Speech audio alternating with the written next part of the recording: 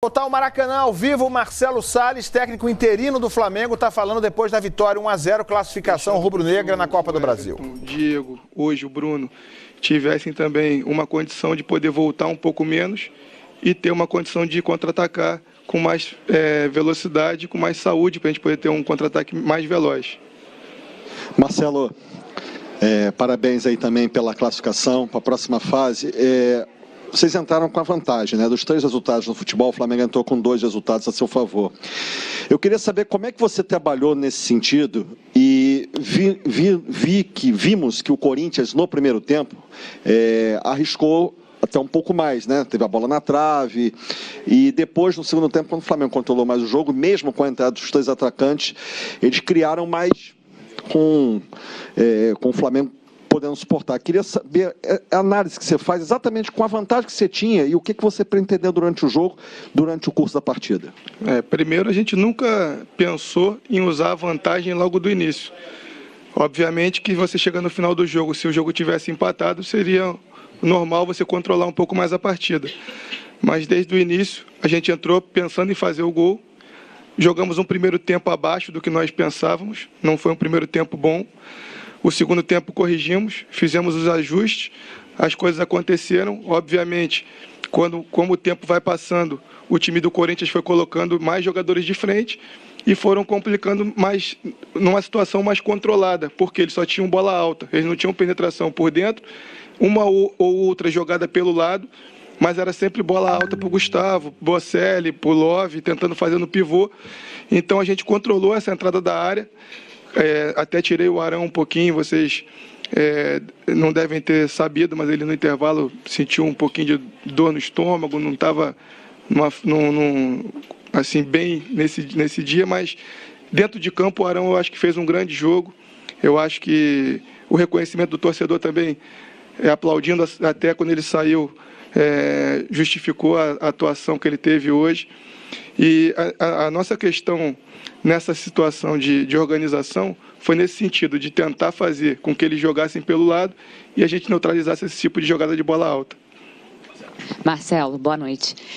Falar um pouquinho do Rodrigo Caio, né? Primeiro ele teve aquela primeira chance, mas aí foi falta, e aí o gol não valeu, e depois o gol interrompido também, aquele grito de gol, e aí depois veio o VAR e confirmou, assim. Como é que foi essa mistura de emoções e falar um pouquinho também, né, da importância do Rodrigo Caio nesse jogo? Eu vejo o Rodrigo Caio hoje como, não sei se o melhor, mas um dos melhores zagueiros do Brasil. Eu vejo o Rodrigo num nível muito alto.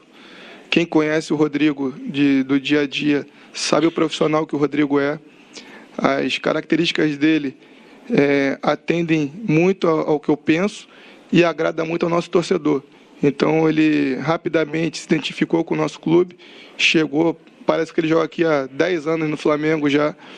É um cara muito simples, trabalhador, e eu tenho certeza que em pouco tempo ele vai retornar à seleção pela qualidade que ele tem. Marcelo, boa noite, parabéns pela vitória. Obrigado. Por óbvio, né? Dá para ver no seu rosto que você está bastante feliz. Queria saber como é que foi o pré-jogo para você. Você conversou com alguém, enfim, trocou uma ideia com alguém específico a respeito da maneira, né, de formatar a equipe, de como a equipe deveria se postar, enfim. Como foi o antes desse jogo? E o que você acha, que você falou já dos aspectos defensivos, mas de um modo geral, o que você acha que o Flamengo mais evoluiu? Não vou dizer só nos últimos 2, vamos dizer nos últimos 5 jogos. Eu acho que a parte que o Flamengo mais evoluiu foi nesse sentido. Agora, eu não vou nem entrar nos últimos 5 jogos para deixar essa parte bem separada. Eu vou entrar agora nesses últimos 2 jogos.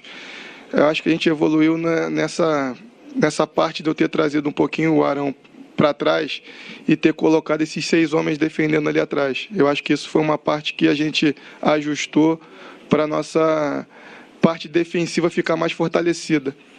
Sobre a parte que você perguntou anteriormente de conversar, o Flamengo tem alguns profissionais que são fixos, da análise, da preparação física, treinadores de goleiro. Então, eu também faço parte dessa equipe de profissionais fixos.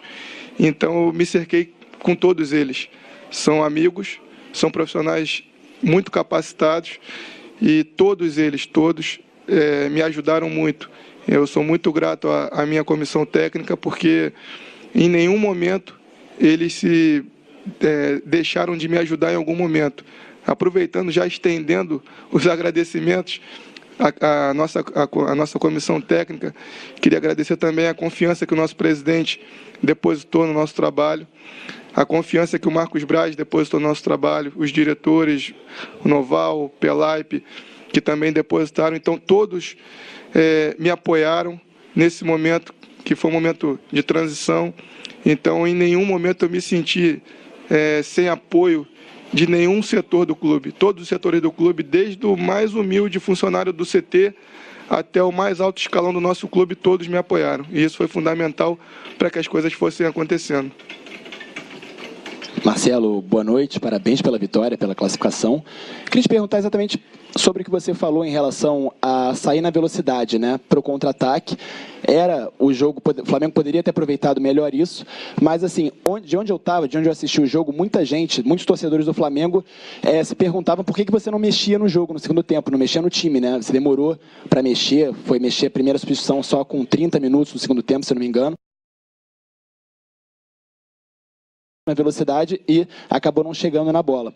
E a outra pergunta é em relação ao Pará. Queria que você comentasse a atuação do Pará, que para muitos foi um dos melhores em campo hoje. O Pará, ele é um dos jogadores que eu tenho conversado bastante.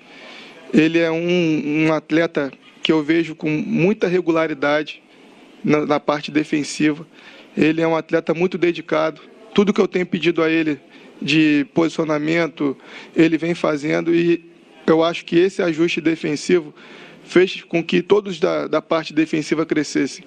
O Pará cresceu, o René cresceu, o Trauco jogou bem no jogo passado, Arão, Pires, Cuejá, Rodrigo, todos da parte defensiva cresceram.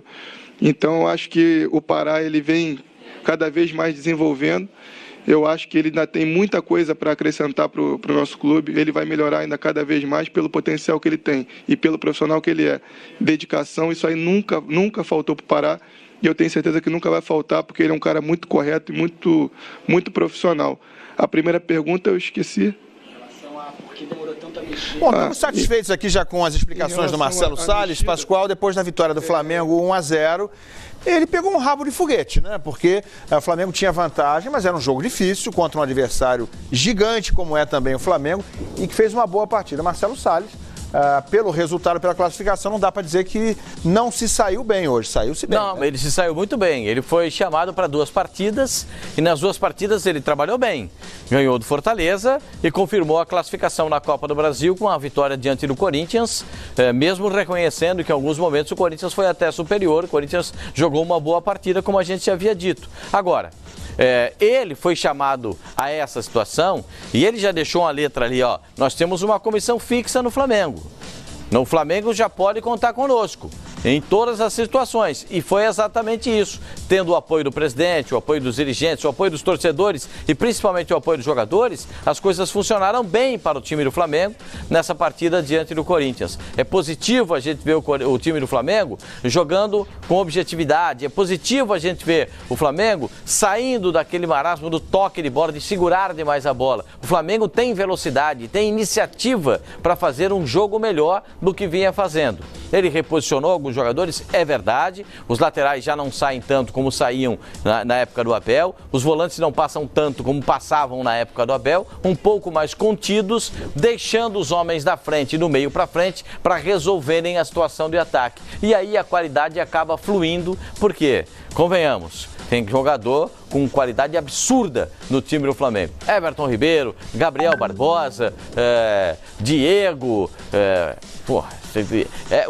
os jogadores, o Vitinho entrou depois do segundo tempo, um jogador que também tem muita velocidade, Bruno Henrique, que para mim é o melhor jogador do Flamengo na atualidade. Enfim, o time flui no meio para frente. A preocupação era com a defesa e ele conseguiu consertar com o posicionamento de 2 volantes, segurando também um pouco os laterais. E aí o Flamengo jogou mais tranquilamente, com a qualidade que tem esses jogadores.